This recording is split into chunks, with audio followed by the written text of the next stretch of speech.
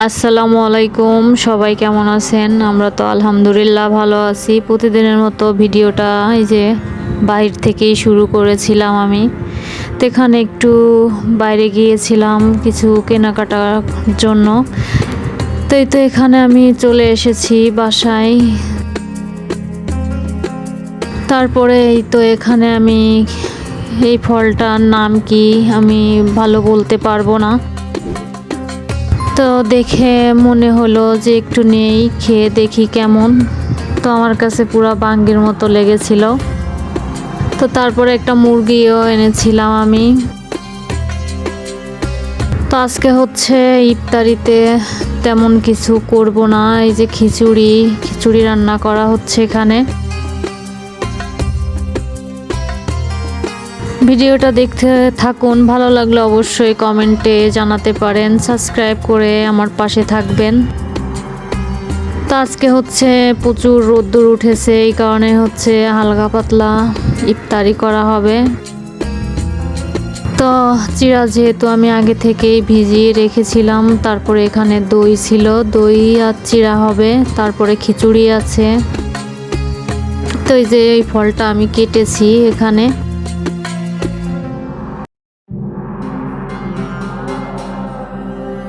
তো আজকে হচ্ছে একটু বাহির থেকেই খাবার আনা হয়েছে, কারণ হচ্ছে প্রতিদিনে বানাইতে ভালো লাগে না।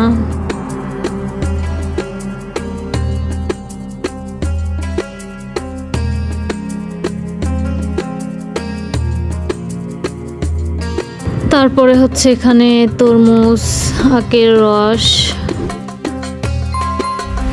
তো গরমে হচ্ছে সবাই ঠান্ডা খাওয়ার চেষ্টা করবেন, ভাজা পোড়া কম খেয়ে, কম বলতে তাও ভাজা পোড়া না হলেও কিন্তু ভালো লাগে না, কারণ রমজান মাসে হচ্ছে একটু ভাজা পোড়া হলেই ভালো লাগে। তারপরেও সবাই চেষ্টা করবেন। তো আমি এখানে জিরাটা ভালো করে ধুয়ে নিয়ে তারপরে এখানে হচ্ছে লবণ দিয়ে মাখিয়ে নিয়েছিলাম। তো পাশে হচ্ছে আমি চাও বসিয়ে দিয়েছিলাম। তো চাটা হয়ে গিয়েছে, এখন নামাই নিব। তো ইফতারি করার পরে হচ্ছে তো একটু বাইরে চলে আসলাম।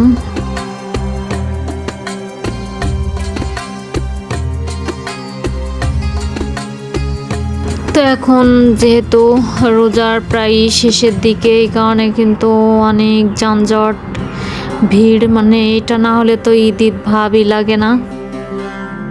তাই তো আমরা চলে এসেছি রাইফেল স্কয়ারেও, কিন্তু প্রচুর ভিড় ছিল।